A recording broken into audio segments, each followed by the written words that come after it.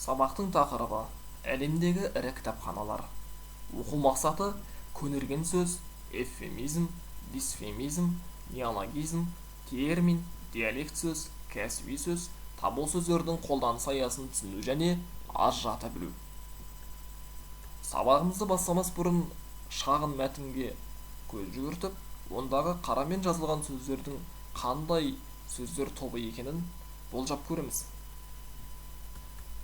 Одан кейін лексика тарауына кезек береміз. Лексика туралы теориялық біліммен танысып, оның ерекшеліктері, қасиеттері, түрлері туралы білетін боламыз.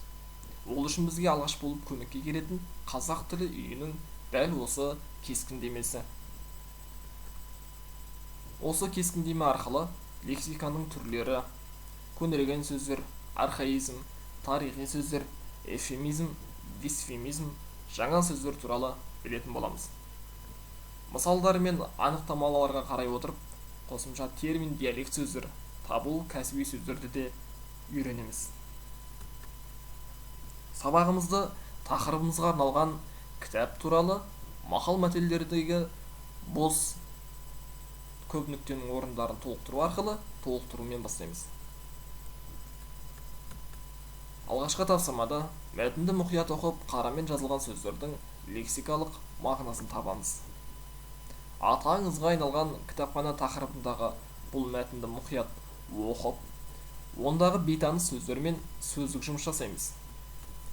Жазылмалы тапсырмада әлемдегі таңғажайып кітапханалар туралы бейнероликті тамашалаймыз. Бейнероликті тамашалау арқылы ондағы өзекті сұрақтарға жауап іздейміз.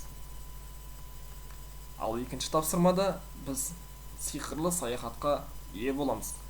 Яғни 5 ғасырдағы отырар кітапханасына бір күндік саяхатқа шығатын боламыз.